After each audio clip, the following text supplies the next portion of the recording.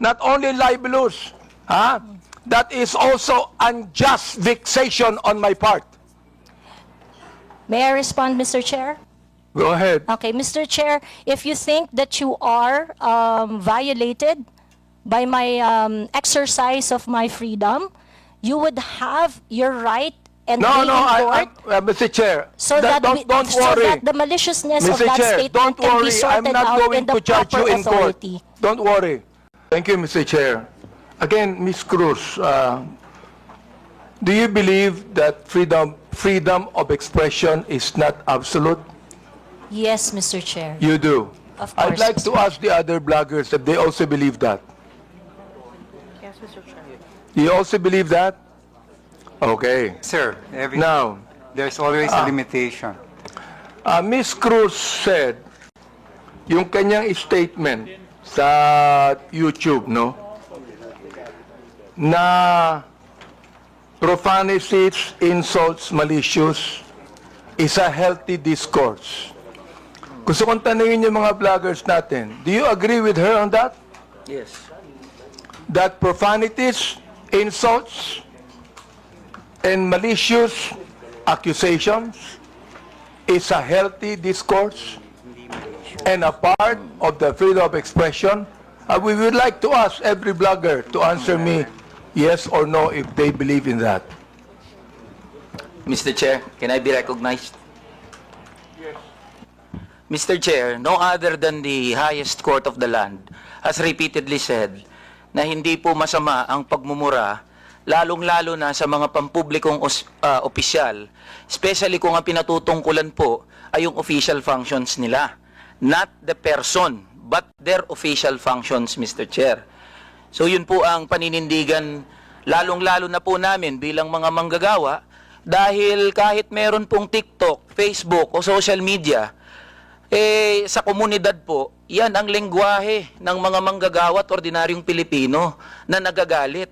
Hindi po kasalanan ng mga vlogger o ng mga gumagamit ng Facebook, TikTok, X o kung ano pa mang social media platforms kung bakit merong ganito na mga pagmumura o profanities. Ito po ay lengguwahe ng mga manggagawa at ordinaryong Pilipino na Mr. nagagalit. Chair, Mr. Elijah, hindi ko binabagit yung lingwahe ng ordinaryong Pilipino. Ang binabanggit ko, lingwahe ng vlogger. Hindi ka ordinaryong Pilipino. Mr. Chair. Tatandali lang, kasalala pa ako eh. Alright. Hindi ka ordinaryong Pilipino. Tama, mali? Ordinaryong Pilipino ako, Mr. Chair. Hindi ka ordinaryong Pilipino. Vlogger ka eh. No, I'm a manggagawa ako, Mr. Chair. Lahat pa ng ordinaryong Pilipino, vlogger? Mr. Chair, manggagawa ho ako na may platform ho. So, ordinaryong Pilipino ho ako, Mr. Chair. Mr. Chair, point of order. We have our rules here. I think the resource person cannot answer without being recognized by the chair. Sorry, Mr. Chair. Okay, to all reminder to all resource persons, let the interpolator finish his line of questioning in his statement, and resource persons can only talk when the chair recognizes them. Okay. Nabanggit mo kanina na yung profanities, yung insult, yung malicious accusations, kung yan ay sinabi sa kanyang, ang tawag doon, functions bilang public official, okay yun. Yung sabi mo, di ba? But not on a personal basis, correct? Yan. Yes, Mr. Chair. Sabihin natin, naniniwala ako dyan. Pero, hindi naman niya sinabi yan sa akin on my public functions, official functions. It is a personal accusations on me. Mr. Elijah. I cannot, Mr. Chair, can I be I cannot speak on behalf of Ms. Joie, Mr. Chair. Naano ko lang yung sinabi mo. Yes, Mr. Chair. Okay, now I'd like to ask Ms. Joie, Ms. Cruz, are you insulting me on my public official functions, or it is a personal accusation on me? It's not a personal accusation, Mr. Chair, and I think we have agreed early on that we do not have any personal relationship. So Yes, that that's is right. just- Pero ito, ang sabi ni Elijah, okay lang yon kung yan ay sinabi in my official functions as a public servant. Alam mo ba yung official functions ko? Yes, Mr. Chair. And Alam mo. So therefore, hindi ka naniniwala sa aking official functions, kaya tinawag mo akong gago. no, Mr. Chair. The observation that I uttered to describe your performance of your official action, that is my observation. That is what I felt. Well, inobserbuhan mo ba yung aking official functions? Yes, Mr. Chair. Inobserbuhan mo I watch your hearings. Since I won in 2019? No, Mr. Chair. I closely monitored your performance as a congressman in the 19th Congress. And you hated me for that. No, not really, Mr. Hindi, Chair. gago. Just in the Binagit mo 19th sa akin, Congress. gago. So you hated me. Mr. Chair. Ano ba ibig sabihin nun? Binanggit mo, gago ako. Binanggit mo, isasampal ko ito sa pagmumukha mo. Binanggit mo, I'm going to be... Hindi ko mabanggit eh. Okay. If you prepared, binanggit mo yun eh. May Oo. I respond, Mr. Chair? Therefore, you hated me. Hindi pwedeng sabihin mo sa akin na you love me. Is that the person that you said that you love me? I love you, and because of that, isasampal ko ito sa'yo. May I respond, Mr. Chair? Yeah, go ahead. Sige, Mr. Chair, go ahead, respond. At the very most, I do not like your performance as a member of the 19th Congress. But hate is such a powerful word because we established earlier that we do not have any personal relationship or any Kaya nga, personal Mr. Chair, affiliation. binanggit mo yung human rights. Yes, Binanggit Mr. mo yan kanina, Chair. di ba? Correct, Mr. Therefore, Chair. Mr. Chair, you violated my human rights. Why? Because when you said those profanities, those insults, yung gago, yung isasampol ko ito sa pagbubuka mo, you violated my human rights. You did. May I respond, Mr. Chair? Teka, Mr. Chair, hindi ako nagagalit sa'yo. Okay? At wala akong pakialam sa'yo. Kahit na anong sabihin mo, okay lang sa akin. Alright? Pero itong ating pinag-uusapan ngayon, merong kinalaman sa mga legislation na aming gagawin later on. That is why I am asking you right now. Sapagkat napakahalaga nito. Kapag binabanggit mo, if you're saying that using profanities, insults, and malicious accusations online represent fair and respectful discourse and a healthy discourse, therefore you're telling us that the freedom of expression is absolute. You can say anything you want, and that is freedom of expression. Yun ang sinasabi ko, Mr. Chair. May I respond, Mr. Chair? Pag binanggit mo, if you said that freedom of expression is not absolute, therefore, there are certain things that you cannot say. Yun ang ibig sabihin nung freedom of expression is not absolute. May limitation yun. Di ba? Oh. Go ahead. You can answer now. Okay, thank you very much, Mr. Chair. Mr. Chair, in the universal thoughts and ideas, there would always be a limitation. The freedom of speech is not absolute. And the limitation of freedom of speech is well defined. Under the law, under the jurisprudence, there are things that you cannot say. There are things that Mr. Chair, you what cannot... jurisprudence are you talking about? Supreme Court decisions, Your Honor. Can you tell me what law? Example of law that limits your Yes. freedom of expression. For Can you example, tell me Mr. the Chair, jurisprudence? yes, Mr. Chair. For example, Mr. Chair, there is I cannot specify the specific law, Mr. Chair. There but is a law on libel. law There on is libel. a law on slander. There is a law. Is it okay, Mr. Chair, if I give my example? Okay, thank you very much. One example, and I think this example is very demonstrative, is very illustrative of the limitation of freedom of speech. Right now, it is election, midterm election, and it is not allowed that people are going to campaign on the day of the election day. That is a clear prohibition to express on the part of the citizen to say whatever they want to say on that Teka, election day. Mr. Chair, ano po ang connection nung binabanggit mo? I'm asking you about the jurisprudence. I just told you that there is a law against on libel, on cybercrime. What you said today is libelous. What you said here is libelous. Why? Mr. Because Chair. there is a malicious intent. When you use profanities, when you use the word gago, there is a malicious accusation, and that is libelous.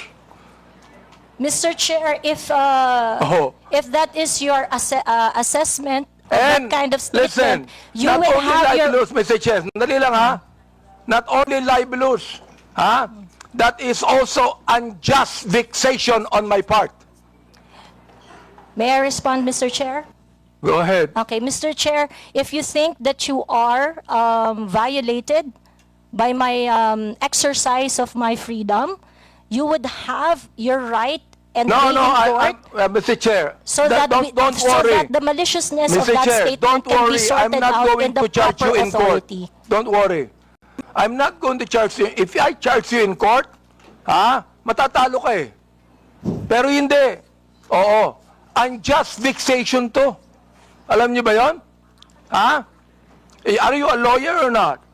I am not a lawyer, Mr. Therefore, Chair. you should know this. The thing is this, pero wag kang mag-alala. Hindi ako magdidemanda sa'yo. Do you know why? You're not important to me. Alright? Ang dahilan lamang, kaya natin ginagawa ito, para magkaroon kami ng idea kung anong legislation ang nais naming gawin. Pero ikaw, you are not important to me. Alright? Oo. Thank you, Mr. Chair. Yan. Kaya, huwag kang mag-alala.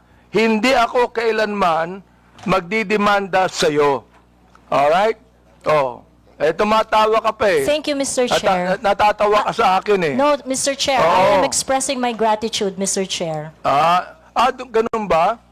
Mr. Chair, tumatawa ka and you're expressing your gratitude by your sarcastic laughter? I am not laughing, Mr. Chair. It's just a natural smile, Mr. So Chair. gusto kong tanungin po, itong ating vloggers na ito, kayo po mga vlogger natin, do you agree with what Miss Joie Cruz said? Every one of you could be able to answer, if you agree. I have a lawyer there, Attorney Trixie.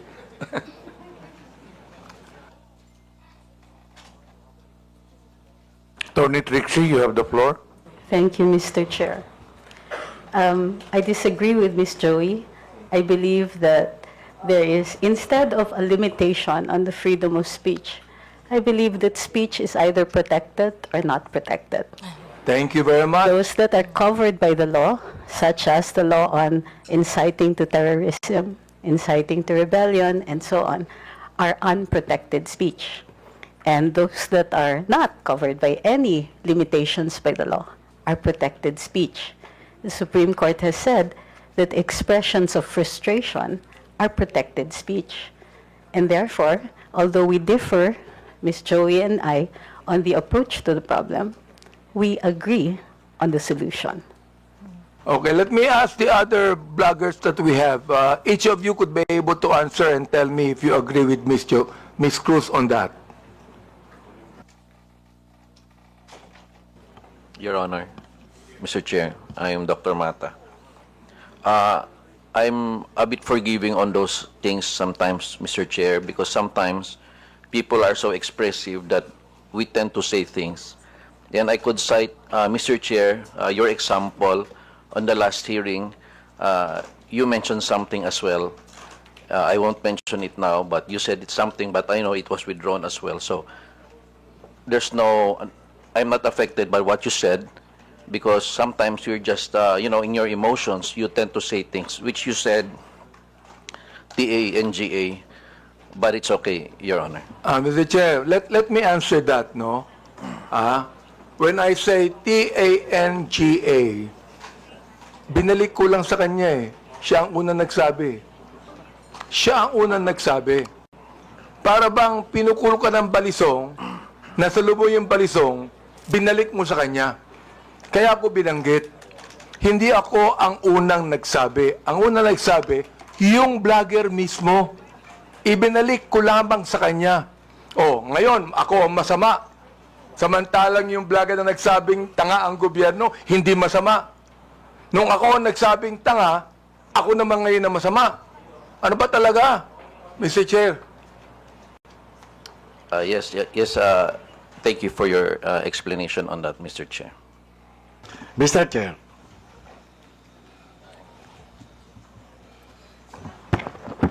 Yes, was that,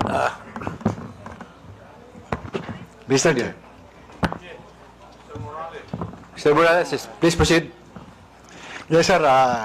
Doon sa kaya Miss Joie Cruz, ang ko lang, bilang isang dating tauhan ng gobyerno, wag lang sana tayong magpakita ng anumang kagaspangan para hindi tayo napapansin ng publiko. Yun lang po. Ano yung ibig sabihin?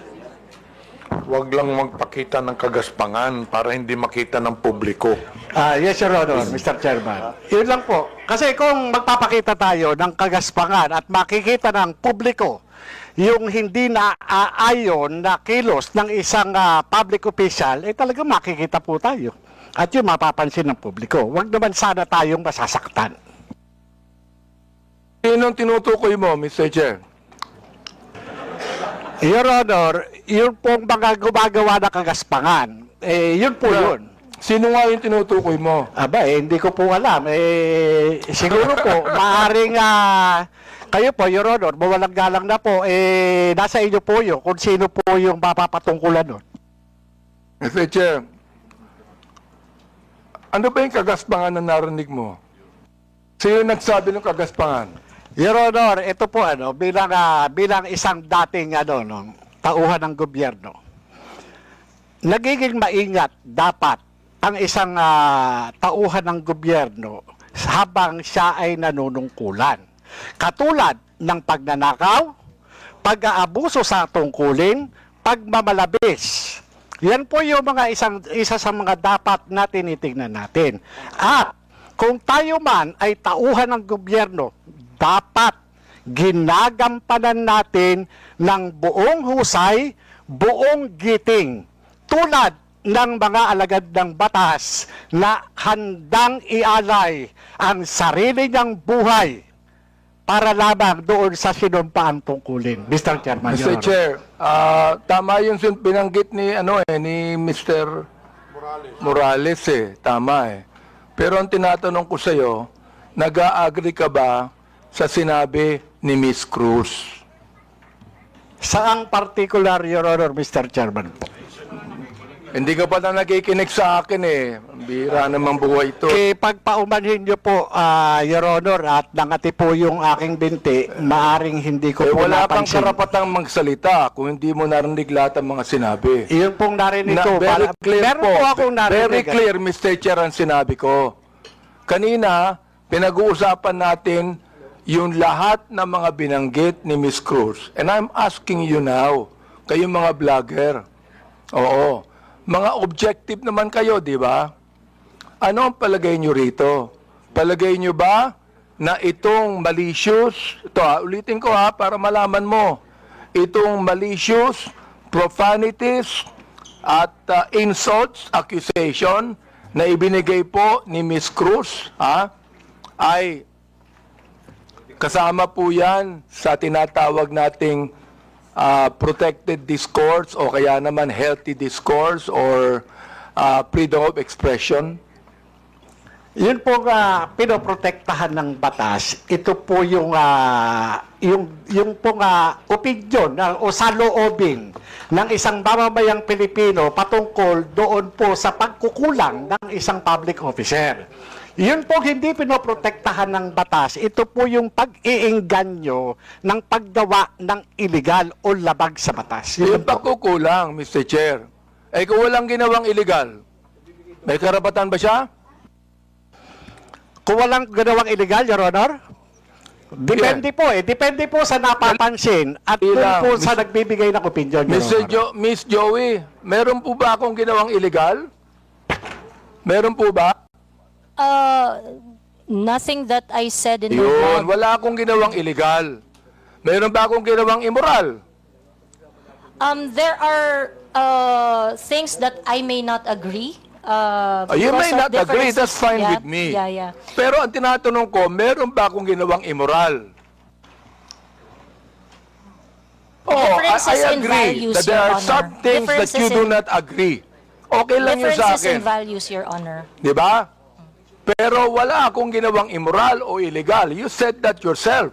So therefore, anong ibig sabihin ng profanities, insults, and malicious accusations you gave to me? Yun ang tinatanong ko. Ha? May I answer, Your Yes, Honor? go ahead. Okay. First of all, Your Honor, I would just like to take exception once again that I never agreed to anything, any statement that is malicious as part of freedom of speech. It's not. What I said are not malicious. Those are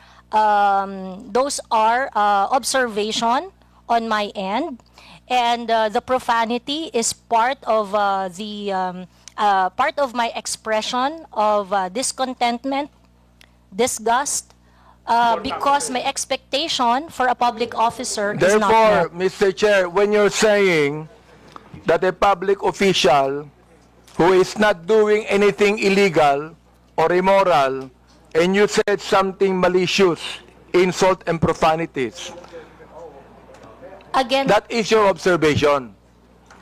And you have the right to say that. Again, Mr. Chair, I am taking exception on the malicious statement. My statements are not malicious because my statements are always pertaining to the exercise of the public duty of the officer I am responding to. So or therefore, when you reacting said to. gago, that is not malicious. That is not malicious, Mr. Chair. Okay. That is not malicious, ha? Yes, Mr. Chair. Oo. Pero ako, Miss Cruz, kahit kailan, hindi naman kita kilala, hindi ko alam ang ginagawa mo, wala akong karapatang tawagin kitang gago. And I respect your opinion, Mr. Chair. Not my opinion. That is my belief. I Iba yung respect your opinion, belief, Mr. iba Chair. yung belief. Okay. I'd like to ask the other vlogger if they agree with Miss Joey on that. Una po, I agree po na this is not malicious kasi na-establish na po na hindi po namin kayo kilala personally. And kung sabihin namin mahal namin kayo, it is because of your work as public official. Hindi po ibig sabihin mahal po namin kayo bilang kung ano pa man, malisyoso. And when we say we don't like what you are doing, it is also not malicious. It pertains to your job as a government official. So I think magkaiba din po kasi yung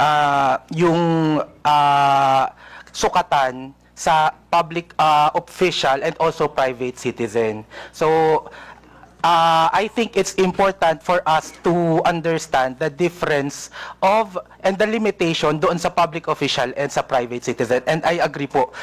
Lahat po ng sinasabi namin sa inyo, because we don't know you personally, are not malicious. It's not personal. It's about your job lang po. Sometimes, Mr. Chair, I'm not onion-skinned, ayan, ako, kilala ako ni Congressman Glenn. Oh, kaibigan ko yan. I'm not onion-skinned. Ang ibinabagit lamang natin dito is how do we limit this? How do we regulate this? Yun ang aming inaanong batas. How do we regulate this kind of statements? Na masyadong personal to eh. Diba? Hindi ko na nga pinapansin eh. Oo. Kung hindi lang binigay sa akin itong mga bagay na sinabi, makikita ko ba to? Hindi ko nakita to Miss Joie Cruz I don't even care about that anymore. Hindi ako apektado dito Hindi ba? And the thing is this, kayo makakatulong sa amin for us to be able to craft a better legislation to what? To tell you that the freedom of expression is not absolute. Yun ang nais naming sabihin dito. So, yung the rest of the vloggers, if, yes, Attorney Glenn, go ahead. Thank you, Mr. Chair. While we recognize the plenary power of this Congress to enact legislation to limit freedom of speech or expression, I would just like also to exhort the members of Congress, the honorable members of Congress, to remember that the exercise of free speech, public officials should not be onion-skinned. I know hindi po kayo onion-skinned, Congressman, Honorable Abante. Public officials should not be onion-skinned, and that free speech serves as a scalpel that removes the abscesses of officialdom. I quote the jurisprudence. It's a landmark decision of the Supreme Court. So we have to make a tight balance between limiting the freedom of speech and, of course, when it comes to public acts of public officials. Yun na po, Mr. Chair. May we hear the others, Mr. Chair? Go ahead. Yes, Mr. That Chair. handsome man right there. Ako po, Mr. Chair. May I be recognized po? Mr. Chair, sundan ko lang po yung binanggit po ni Attorney Trixie about protected speech.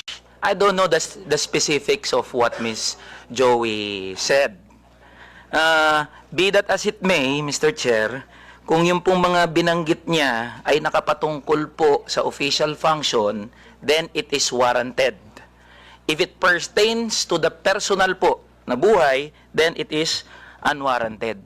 Naiintindihan po namin yung predicament, Mr. Chair, ng mga congressman natin, ng mga public official natin na talagang nasa scrutiny ng taong bayan.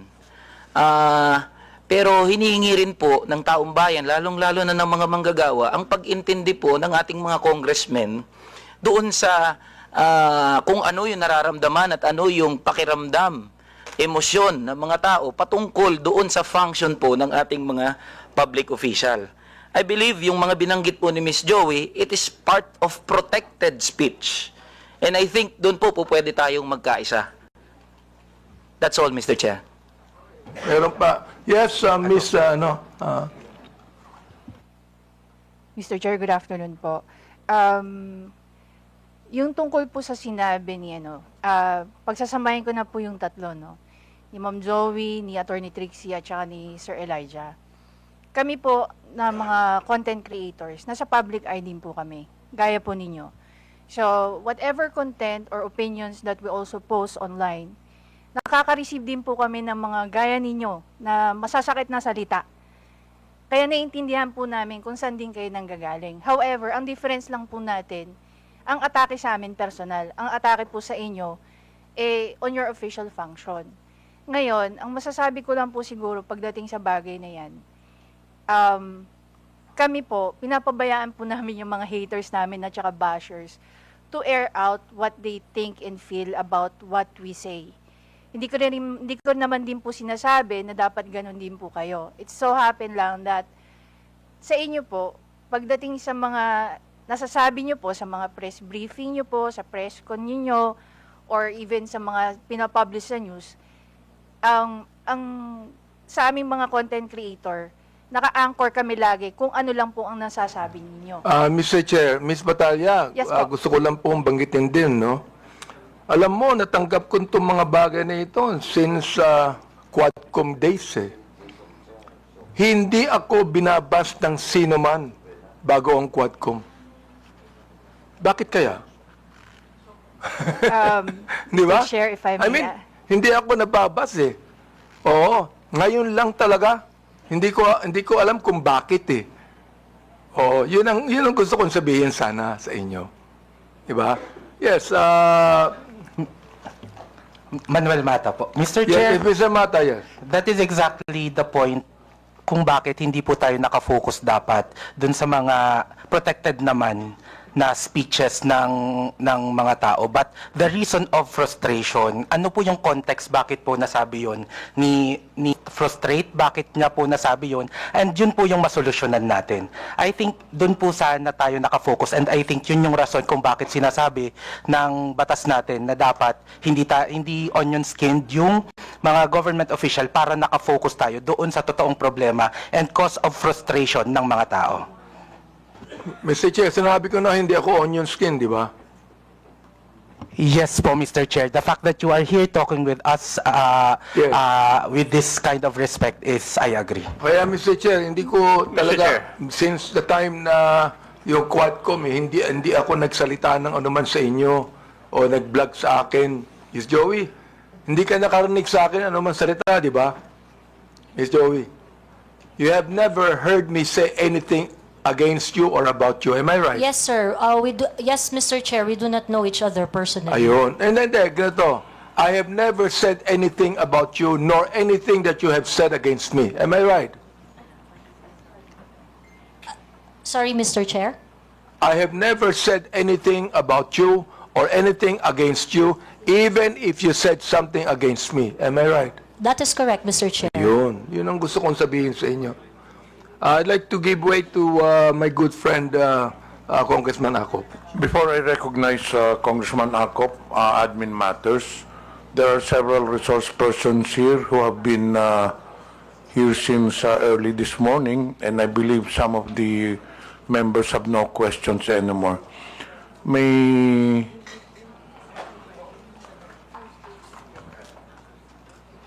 andito po ba si Attorney Kirsten Bautista? To the members, do you have any questions with regards to the Department of Justice? Meron po ba tayong tanong sa Department of Justice? Palagay ko meron po, Mr. Chair. Meron. Okay. Sa BIR, may tanong pa po ba tayo? I do have some questions to the BIR, Okay, Mr. later. Chair. Okay. Andito pa po ba ang PIR? Okay. So, hindi pa pwede po kayong umalis.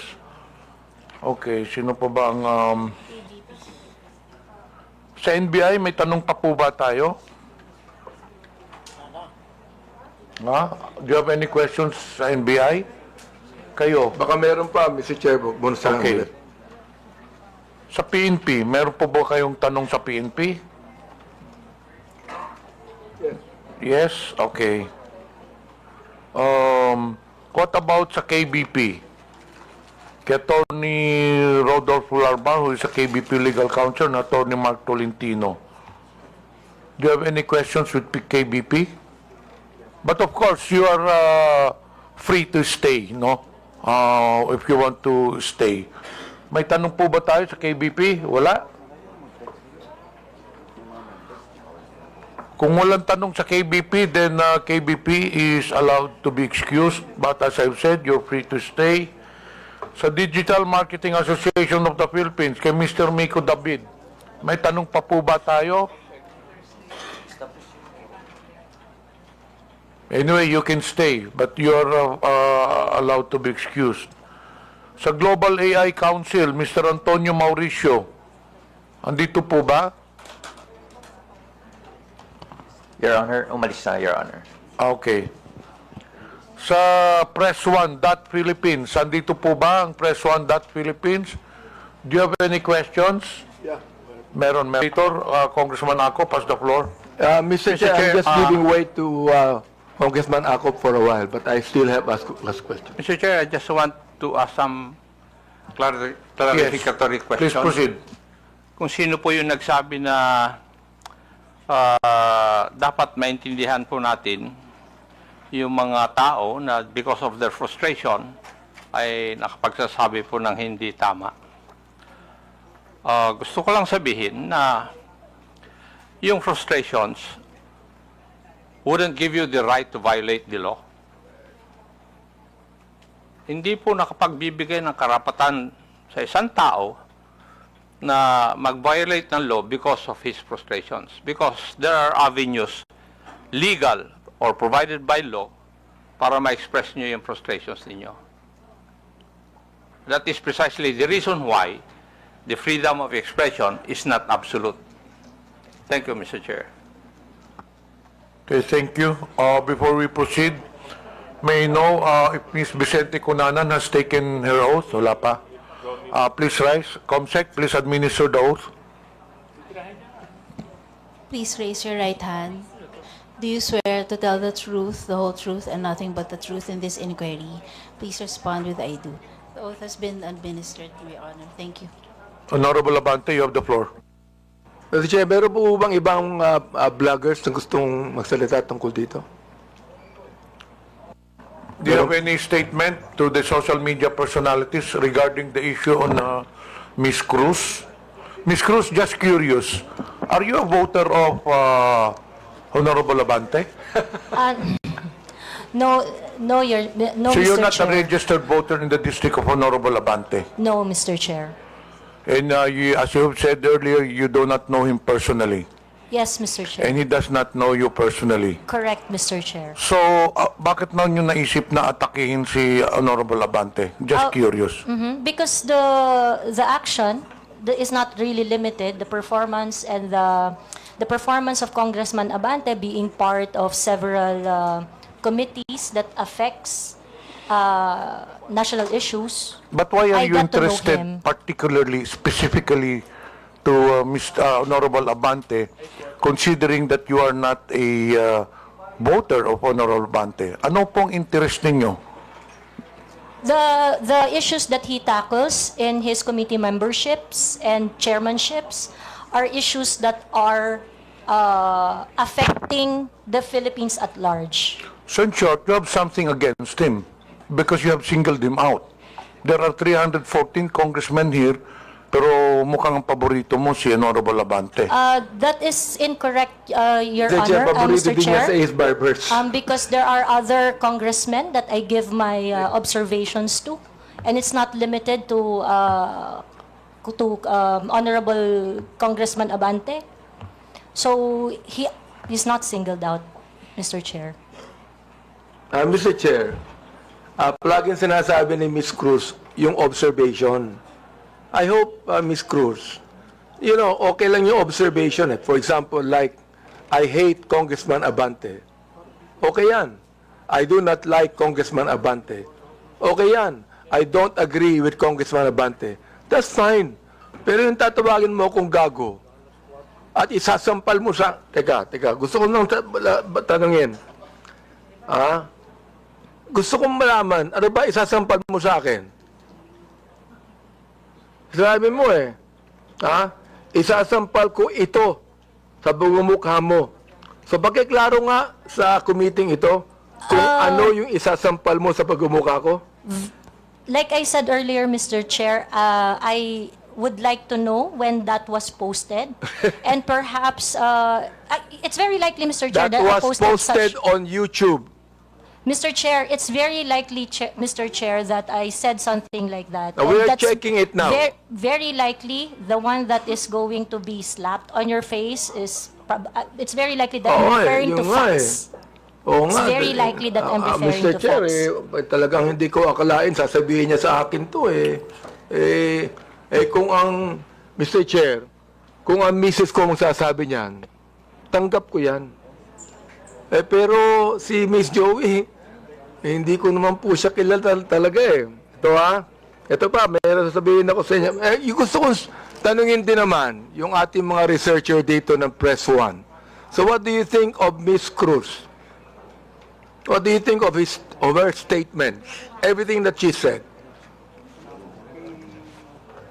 Mga researcher po kayo ng Press One. Can you say something about that? Press One, can you please answer?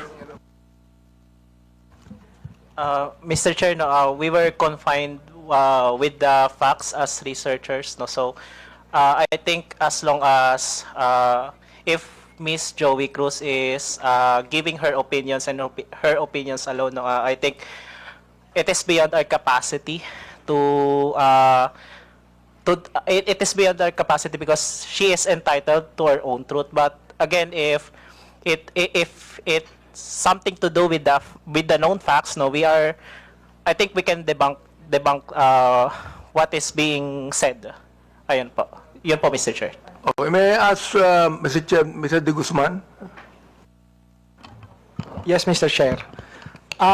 Well, in my opinion, Mr. Chair, it's basically as a reputation management practitioner, I think in that aspect, it's not really a matter of freedom of speech, but it's a matter of, number one, respecting for others. Number two, it's a matter of an ethical practice, whether you're a journalist or even a content creator, because basically your audience has a wide range. They are not just limited to a particular segment who would understand, unless, of course, that's the type of brand that you want to project. So you will really break those ethical rules, those courtesies, and the respect. So that's my personal opinion, Mr. Chair. Mr. Chair, can I ask the rest of the bloggers if they would like to say something? Yes, go ahead. Hello. May I? No, I don't agree with how you stated it, sir, which allegedly she said. Because, well, people can say anything they want, but if it violates the law, then it's illegal, and it still has to be determined if what she said really was illegal or what she did was illegal, and that I think that is for the courts to decide.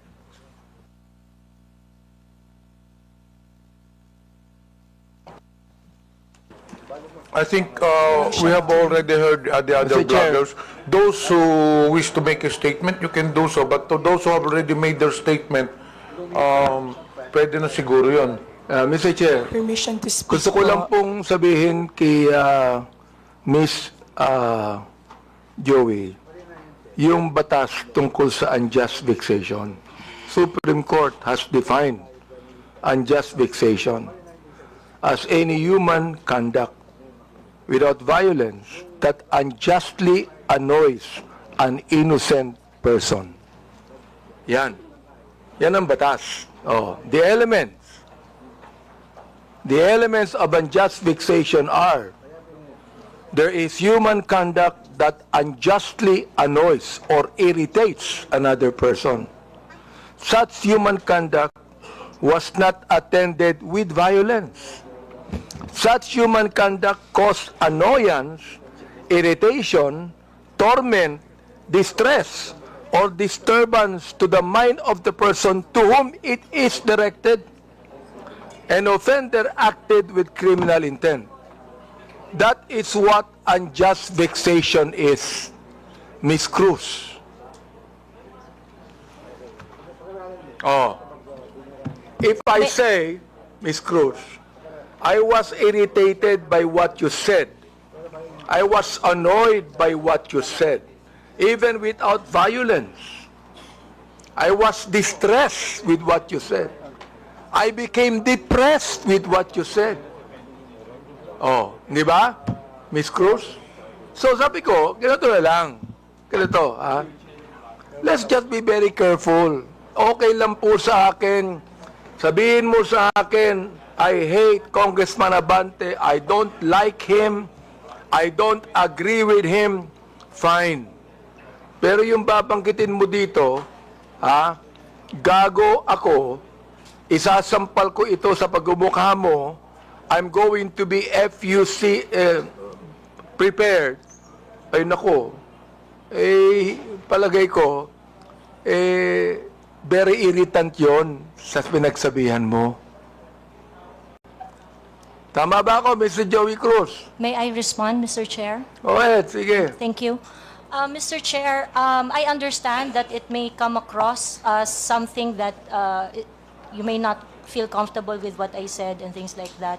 And again, if you feel that you are aggrieved with what I said, I will welcome any action remedies from your end. No, on the other hand, Mr. Chair, you would welcome what? You would welcome what? Any remedy that you may seek, Mr. Chair. Any against legal me. action? Is that what you're saying? That is Mr. correct. Chair? Any remedy, not limited to legal action, No, Mr. Chair. I'm not going to resort to any legal action anymore. Ha? Bakit? Magbabayad ka pa ng abogado mo. Maglilitis pa tayo ng matagal na panahon. That would also be irritant to you. You do not want that to happen to you, am I right? Huwag mo Yes, sabihin Mr. sa akin Chair. that you welcome any legal action. If you, because you enumerated the Hindi elements na. of Oo. unjust vexation, Siguro, Mr. Chair. ang pinakamagandang sabihin mo sa akin because I'm annoyed, mag-apologize ka sa akin. Kapag ka sinabi mo ito, hindi ba? O ngayon, kung ayaw may mo, I okay lang respond? sa akin. Ayaw mo, okay lang. Walang problema doon, Mr. Chair. Walang problema We can doon. agree ha? on that, Mr. Oo. Chair. Basta makikita nyo na lang na we are going to craft legislation that would actually regulate what our bloggers is trying to say. Let me ask our DOJ people. Ano ba ang palagay nyo? Sinabi ni Miss Joie Cruz. Nandiyan ba po ng DOJ? Mr. Chair. Go ahead. Mr. Chair, right now, the only legislation we have on malicious statements being made is on libel under the revised penal code and on RA 10175 on online libel. All right. Salamat po. Can the NBI also say something about that, Mr. Chair? Yes, Your Honor. Well, Your Honor, for purposes of discussion, we have what we call the doctrine of fair comment. So under the doctrine of fair comment, it means that every discreditable imputation publicly made is deemed false because every man is presumed innocent until his guilt is judicially proved, and every false imputation is deemed malicious. So under this doctrine, as a general rule, when the discreditable imputation is directed against a public person in his public capacity, it is not necessarily actionable. What we are talking here is whether or not it is actionable or not actionable. But as an exemption, if the discreditable imputation to a public official is either a false allegation of fact or a comment based on false supposition, it is actionable. So dito po sa doctrine na to, it's up to the person being attacked whether he wants to file a complaint or not. If he wants to file a complaint, then evidence must be submitted in order for the prosecutors to assess the evidence as well as the court kung sasampa man dito sa korte. Thank you, Mr. NBI.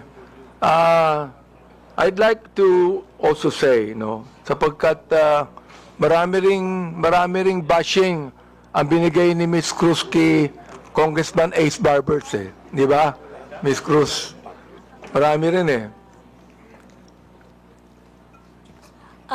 Mr. Chair, I would just like to inform the court that there is a pending action that I have against Ace Barber. So I would like to invoke the sub judice rule on that matter. Invoke sub judice? Wala namang kasong final. Wala namang kasong final No, Mr. Chair, I filed a libel suit against Congressman Barbers. Kay Ace Barbers. Yes, Mr. Chair. Oo. Huwag ka na mag-file ng libel suit sa akin. Wala naman akong sinabing masama sa iyo. Yeah, we agreed. We did not say anything personally on each other. Okay. Well, in your numerous blogs, Ms. Cruz, you criticize the government and specific personalities. But you have not released any content addressing the West Philippine Sea issue or taking a stand against China's actions. Why is that? It is something that is beyond my competence, I would say. It is something that I do not know much. Although I would like to correct you, sir, that you said I did not release any content, but I actually do. In those contents, when I'm going to talk about the West Philippine Sea, the South China Sea, I talk about it in such a way that I try to figure out the issues, the facts, and ask. My platform is very interactive. And so my platform is always visited by professionals, professors, experts on their fields, real people doing their real job, sharing their 2 cents on what is going on. So whenever I'm going to talk about the South China Sea, international relations and things like that, it is always an interactive one, an exchange of idea from different point of views. Thank you, Mr. Chair. What is your, Tito, gusto ko lang tanungin, no? What is your current source of income, Ms. Cruz? We have a family business, Your Honor. Family business. Well, That is correct. are you monetizing your social media content or receiving compensation for your blogs? Yes, Mr. Chair. You are. Yes, Mr. Chair. So it is also some kind of a business to you. It is really not, Mr. Chair. In fact, if you're going to look at my vlog, it's very unprofessional. I do not have a studio. It is very casual. I do not have regular time. I'm going to vlog whenever. But how many followers do you have, Mr. Chair? On YouTube, I think I have around 79,000.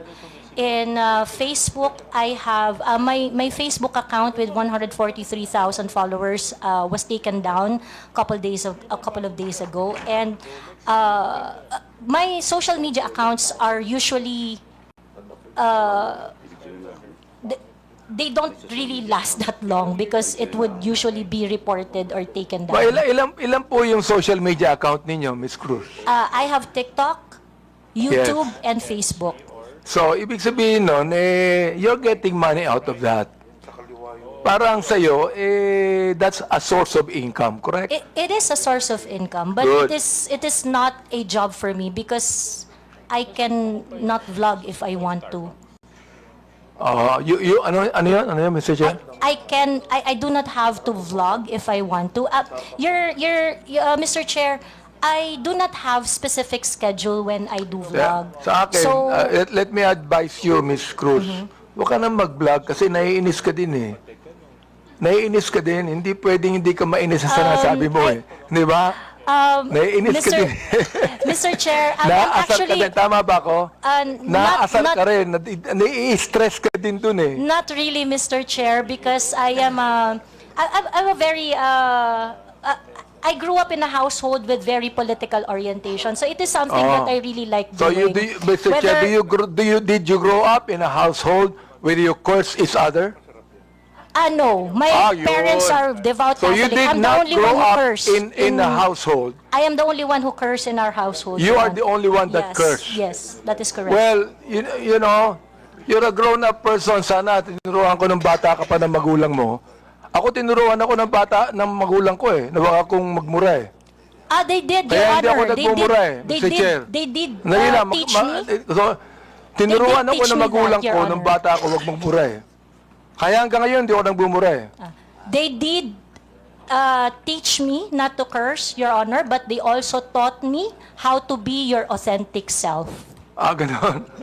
Okay ka. In one of your posts, you said, ito nakakaawa ang mga pulis under BBM administration. Can you elaborate on that? What led you to the conclusion that you said that? That is a series of posts on the memorandum that is circling around saying that policemen would have to react on official PNP pages. And I think it is so unfortunate that apart from the regular duties and responsibilities of a policeman, they are being asked to do such kind of menial task. I think it's something that they do not have to do. I vehemently disagree with that kind of policy, so that's why I felt I commiserate with the policemen. You what? You commiserate? Yes, Your Honor. So when you commiserate, you can tell the policeman, police patola kayo, wala kayong kwenta. Is that how you commiserate? I never said that, Mr. Chair. Nabanggit mo yun eh. Mga pulis, wala kayong nasolve na problema. Nabanggit mo yun. Kaya nga gusto ko dang tanungin, are these statements based on any verified data? Do you have a data on that? If I know the Or time they when are I simply your posted it, personal opinion? Mr. Chair, like I mentioned earlier, so that I can intelligently identify the reaction I posted on my Facebook, ito pong kaibigan ko. I would need to know the Miss time Ako, Miss- when I Miss Ako. posted it, so that I would know the exact Miss Cruz, news.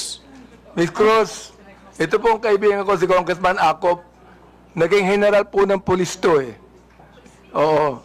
Kaya, ano mo, pag you begin to generalize, pangit, hindi ba? Let That me is ask correct. our police people there, what do you think of the statement of Miss Joie Cruz? Thank you, Mr. Chair. Oo. Pulis patola ka ba? No, of course. Hindi.